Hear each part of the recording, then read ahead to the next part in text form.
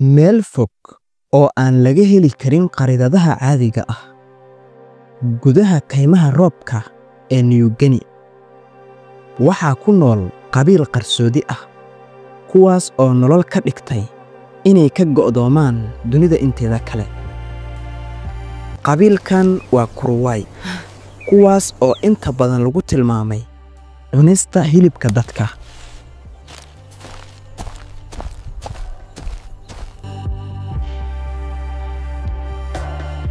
Kuruwai waxay degan yihiin koonfurta gobolka Papua ee dalka Indonesia, halkaas oo kaymaha roobka troobikada ahi ay daboolayaan kumanaan hektar oo dhul ah. Deegaankoodu waa mid qoyan oo ay ka buuxaan cayayaanka, masaska halista ah, duqsiga iyo webiyo aan la tiri karin. Waa meel aadan marnaba ka helayn wadooyin.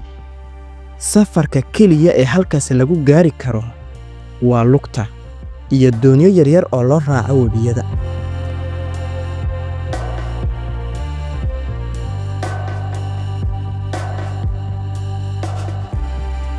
Ilaa 1970-yadii dunida ma aysan aqoon jirin jiritaanka qabiilka Kuruwai. Waxaa markii ugu horreysay helay sahmiyaal reer galbeed ah, kuwaas oo ku war helay in dadkan ay weli ku nool yihiin qaab nololeed soo jireen ah oo aan xiriir la lahayn qarnigan casriga ah.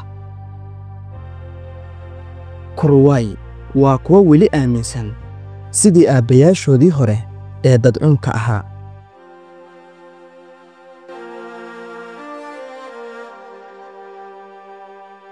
Guryaha Kuruwai waa kuwa ka samaysan qoryo iyo caleemo, balse waxa ugu yaabka badan ayaa ah in ay ka dhisaan meel dhulka ka sarreysa ilaa 30 mitir oo kor ah. Tani ma ahan oo keliya qurux ama dhaqan, waa xeelad ka dhan ah duulaanka cayayaanka, xayawaanada halista ah iyo xitaa jinniyaha ay aaminsan yihiin. Barbilowga gurigu waa jiridda dheer ee geedka. Ragga Kuruwai waxa ay halkan ka dhisaan meel ay reerkoodu ugu noolaadaan, iyadoo hoosta laga ilaaliyo wax kasta oo khatar keeni kara. Kuruwai waa injineero dabiici ah, ma lahan qalab casri ah, balse waxay leeyihiin xirfad iyo aqoon dadban oo laga dhaxlay jiilal badan.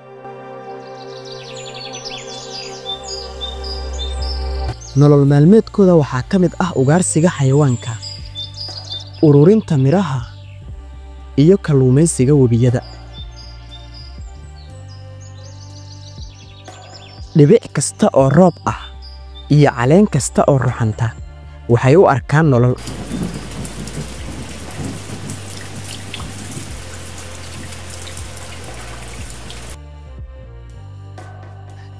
Laakiin Kuruwai kuma noola nolol sahlan.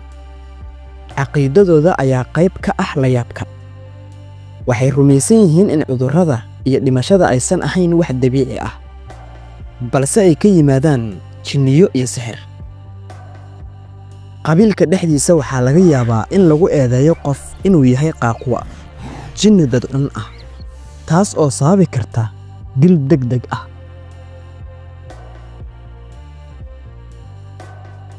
Qabiilka Kuruwai waxaa si weyn loogu yaqaanaa caado muran badan dhalisay: cunista hilibka dadka. Sida ay sheegeen, waxay ka mid tahay habka ay isugu ciqaabaan waxa ay ugu yeeraan qaaquwa, jinniyaal ay aaminsan yihiin inay qabsadaan qofka, taasoo sababta dhimashadiisa. Marka uu qofku dhinto iyadoo la aaminsan yahay in qaaquwa uu dilay, qofka jirkiisa ayaa la cunaa si loo baabi'iyo jinka. Inkastoo arrimahan ay u muuqan karaan mid baqdin leh, waxay qayb ka yihiin dhaqanka iyo nidaamka bulshada ee Kuruwai, waxayna leeyihiin xeerar adag, tixgelin weyn oo la siiyo odayaasha, iyo nidaam qoys oo xoog leh.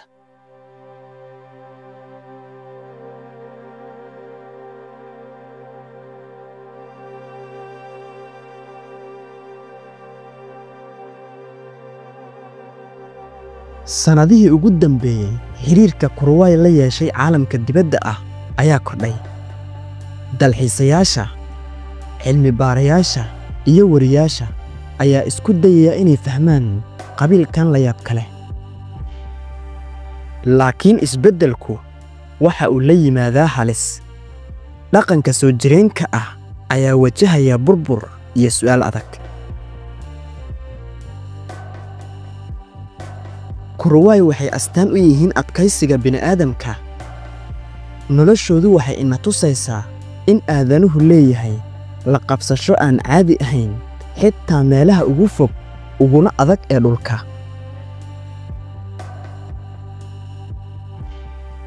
Marka aad ka fikirto magaalo aad ku nooshahay, taas oo leh tiknoolajiyad casri ah iyo nolol degdeg ah, xasuuso in meelo kale gudaha kayn qoyan oo madow dad ay ku nool yihiin si kale. Kuruwai, bartanka kaymaha mugdiga ah ee Papua, dalka Indonesia. Inkastoo dunida casriga ahi ay si tartiib ah u gashay nolol maalmeedkooda, haddana kaymaha roobka ee Papua weli waxay qarinayaan qarsoodi badan oo aan weli la ogaan.